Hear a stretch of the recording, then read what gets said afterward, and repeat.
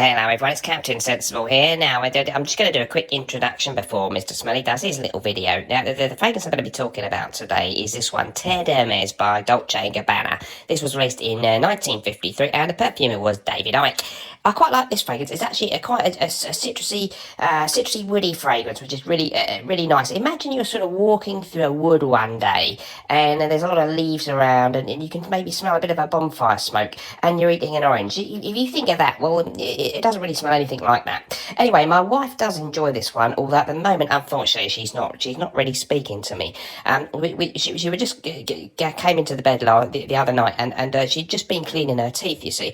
And she said to me, something that really bugs me about you, she said, is, I get really emotional and when I'm trying to tell you something that's really upset me, you don't seem to be bothered at all. You just stay totally calm. Why do you do that? How do you do that? And I said, well, when that kind of thing happens, as you probably noticed, I just go and do something useful. Like last time I went and cleaned the toilet. She said, yeah, I noticed that. It really wound me up. I said, well, it may wind you up, but it's my way of staying calm and it makes me feel a lot better. She said, well, why is that? I said, because I use your toothbrush.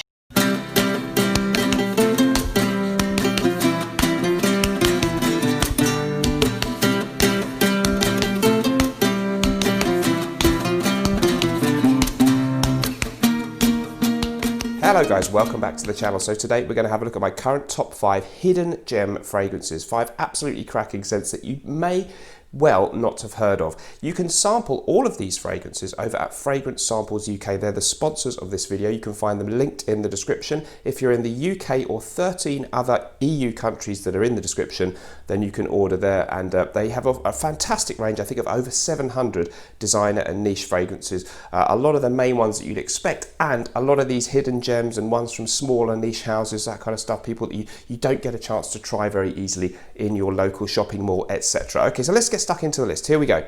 First up then, we're going to talk about a very classic fragrance, and this one is Elite by Florence, a 1980 release, a very classic gentlemanly scent. Perhaps with a similar kind of vibe to Florence number 89, but this one a little bit less stuffy and floral than that one. I'll give you the note listing. We've got bergamot, juniper, Virginia cedar, grapefruit, petitgrain, fir, lavender, bay leaf, oak moss, leather, vetiver, cedar, amber, musk, and patchouli. A really beautiful, gentlemanly type of smell, definitely rather soapy. Very pleasant, bright citrus and juniper in the opening, which I really like. It's pretty much a green kind of smell overall, but I guess, yeah, that kind of light green colour as opposed to, say, the dark green of Polo Green by Ralph Lauren. It has this bright zestiness, soapiness, and just a very affable, charming overall aura. Definitely a little bit old school smelling, a bit old fashioned smelling, in keeping with the release date of 1980. But for those of us who like that kind of vibe a little bit in our fragrances, I think a real classic one to check out, and something very different. Not too many other people are going to be wearing that, and of course I love the whole aesthetic of the classy English house of Florence. Next up though, it's one that I've mentioned on the channel before, but not for quite some time, and it's perfect for the time of year that we're in when I'm filming this now in the very end of October. This one is by Forte and the fragrance is called Bojnikov. It was originally known as Mr. Bojnikov's purple hat, I think. Okay, there was some kind of story about a magician in Russia doing some magic trick involving a purple hat. I'm not going to go into that too much more, but it's a fantastically rich, slightly gourmandish, actually, kind of a gourmand oud. Well, it's not really gourmandish, but I'll give you the note listing. We've got lavender, dark chocolate, vanilla, vetiver oud, cedar and guaiac wood, so very dark and woody kind of fragrance, but it's lightened up a little bit with some sweetness and this beautiful kind of bitter dark chocolate note in there. If you're a little bit skeptical about oud, it's not the most in-your-face oud type of smell. It has hints of that natural oud, that kind of slightly, just a hint of the kind of barnyard thing that you get in your real natural proper oud notes. I'm not an oud aficionado, admittedly, rather than your sort of Tom Ford oud wood, rather more comfortable, easy, maybe synthetic oud note, which can be really nice too. But this one, a real masterpiece if you're looking for something a little bit more dark and resinous for these colder times of year, and if you want something really creative and artistic from a fantastic brand, Forte from perfumer Rasai Forte. They've got a range of the other ones from that brand there at Fragrance Samples UK, and they're really well worth checking out. Love the bottle design on that one. And yeah, just one that I've just recently found at the back of my shelves because it wasn't getting looked at or worn much during the spring and summer. Now, it's going to be in the rotation here and there a few times, I think, in autumn and winter. Next up, we're going to talk about a brand that I'm a real champion of, and I want to emphasize I did actually buy my own bottle of this one at full price. This is Vesna Cologne from Bojnikov. Now, the word Vesna actually means spring in Russian, so it could be argued that it's the wrong time of year for this fragrance. They do a lot of other really heavy oud type fragrances, and you can find those at Fragrance Samples UK and try those too. A lot of people think that's what that house is all about, but some of the freshies that they do there are absolutely beautiful. Things like Amber Cologne, and this one, Vesna Cologne, then, it's not your typical fresh citrusy type of fragrance. I'll give you the note listing actually. It was a 2020 release. You've got lemon, pineapple, black tea, magnolia, cypriol oil, otherwise known as nagamotha, and dried fruits. It's called a chypre fruity fragrance according to Fragrantica, and I think that's a good way of putting it. You really get this really beautiful fresh spring-like aura, but we're talking about a kind of fruity, woody representation of spring rather than anything very green and grassy or very bright and citrusy or even very floral.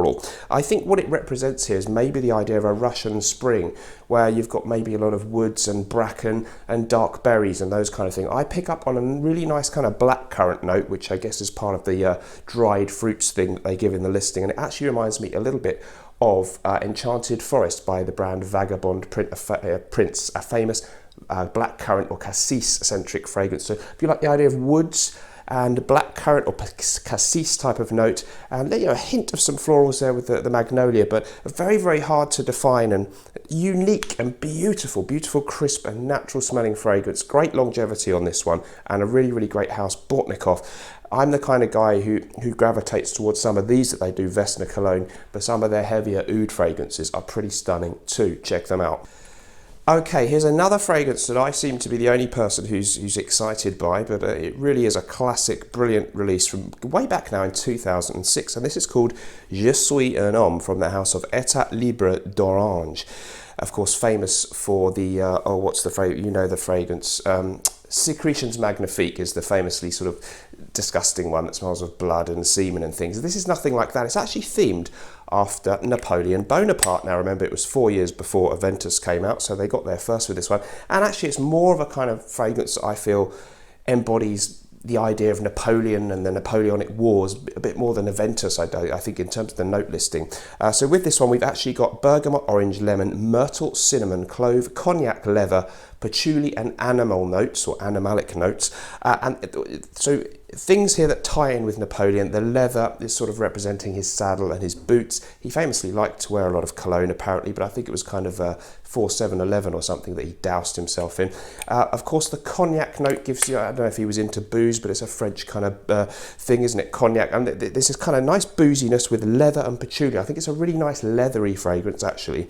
And, leather in and of itself, the thing leather doesn't really smell very nice apparently, and it's obviously the things that they tar it with and use to perfume leather a little bit when they make a fancy leather that give us the note or the thing that we think of as leather, and this therefore sort of captures that with this sort of boozy, patchouli, woody aura, and definitely, yeah, just a really high class, I guess if you imagine a brand new pair of leather boots that smell really good before they've been worn. If you ever smell shoes. Sometimes I do. If I'm in TK Maxx, sometimes I'll smell the shoe to see if it's leather or plastic.